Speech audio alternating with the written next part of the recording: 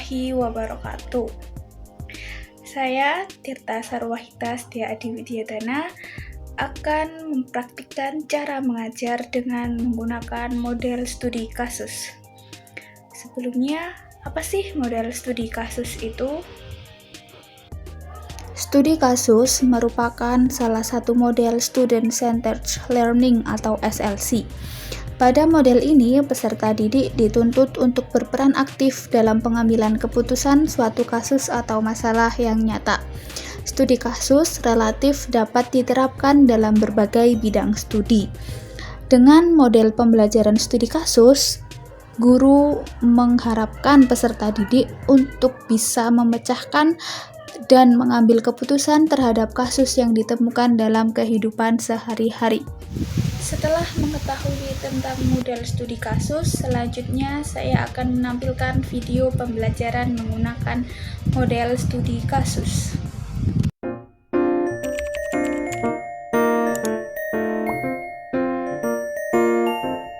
Assalamualaikum warahmatullahi wabarakatuh.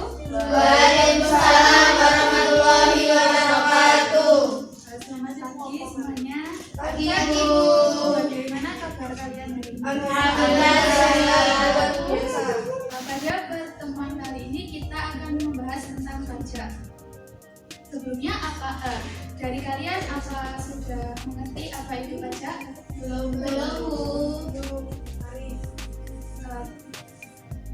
Menurut Undang-Undang Nomor 28 Tahun 2007, pajak adalah kontribusi wajib pajak kepada negara yang terutang oleh pribadi atau badan yang bersifat memaksa berdasarkan undang-undang dengan tidak mendapat imbalan secara langsung dan digunakan untuk keperluan negara bagi sebesar-besarnya. Yang kedua, menurut Profesor Dr. Ahmad Sumitro, pajak adalah peralihan dari pilihan rakyat kepada kas negara untuk membiayai pengeluaran-pengeluaran rutin. Selanjutnya ada ciri-ciri dari pajak. Yang pertama, iuran wajib yang dibayarkan oleh wajib pajak kepada negara. Yang kedua, pembayaran yang didasarkan pada norma-norma hukum. Yang ketiga, sumber pembiayaan pengeluaran kolektif. Yang keempat, sarana untuk meningkatkan kesejahteraan umum. Yang kelima, balas jasa yang tidak diberikan secara langsung. Selanjutnya ada unsur pajak. Yang pertama ada subjek pajak. Subjek pajak adalah orang, pribadi atau badan yang menurut ketentuan peraturan perundang-undangan perpajakan ditentukan untuk melakukan kewajiban perpajakan untuk pemungut pajak atau pemotong pajak tertentu. Contohnya ada pegawai, pengusaha, dan perusahaan. Yang kedua ada objek pajak. Objek pajak adalah sesuatu yang dikenakan pajak, misalnya penghasilan seseorang yang melebihi jumlah tertentu, tanah, bangunan, laba perusahaan, kekayaan, dan mobil. Yang ketiga ada tarif pajak. Di sini kita akan membahas tentang pajak penghasilan. Pajak penghasilan adalah pajak yang dikenakan terhadap subjek pajak atas penghasilan yang diterima dalam tahun pajak. Berikut adalah contoh soal dari pajak penghasilan. Tuan Yunan memperoleh penghasilan kena pajak atau PKP sebesar 96 juta per tahun. Berapakah pajak penghasilan yang harus dibayarkan Tuan Yunan? Berikut adalah penyelesaian dari contoh soal yang tadi. Menghitung PPh yaitu 5% dikali 50 juta itu ada 2.500.000. Selanjutnya 15% dikali 46 juta ada 6.900.000.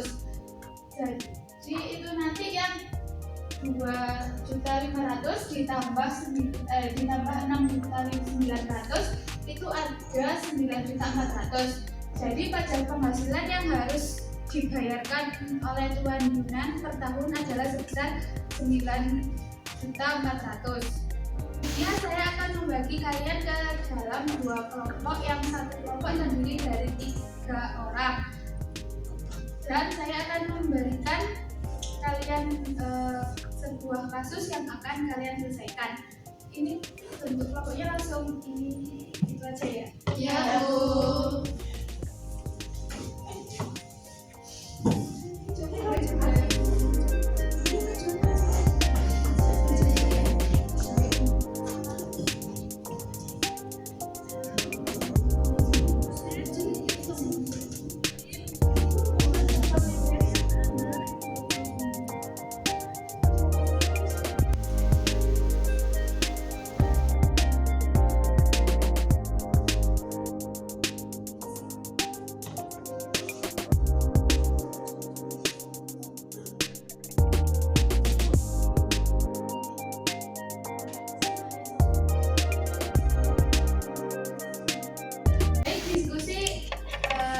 sudah kita laksanakan. Selanjutnya silakan kalian membacakan hasil dari diskusi kalian mulai dari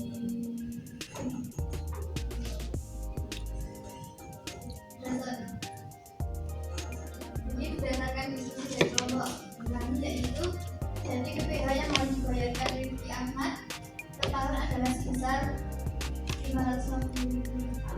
Terima kasih. Selanjutnya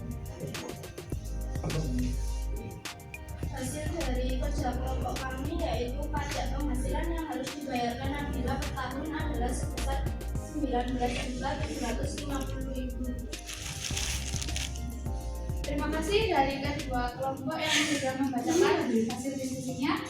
Sebelum pertemuan pada kali ini saya tutup, apakah dari kalian ada yang ingin menyampaikan kesimpulan tentang pembelajaran hari ini? Saya belum. Jadi kesimpulan materi hari ini adalah pajak merupakan sumber pendapatan yang penting bagi negara. Melalui pajak, pemerintah dapat membiayai semua pengeluarannya. Pajak dipungut pemerintah dari dan untuk rakyat. Pajak dipungut dari masyarakat, tetapi masyarakat juga akan menikmati fasilitas negara sebagai balas jasanya. Tersedianya sarana dan prasarana dari pemerintah dapat menunjang pembangunan nasional. Oleh karena itu, harus diperlukan adanya kesadaran dari setiap warga negara untuk melaksanakan kewajibannya membayar pajak. Terima kasih. Baik, pertemuan pada kali ini saya akhiri. Assalamualaikum warahmatullahi wabarakatuh. Waalaikumsalam warahmatullahi wabarakatuh. Sekian yang dapat saya sampaikan, ada kurang lebihnya saya mohon maaf. Wassalamualaikum warahmatullahi wabarakatuh.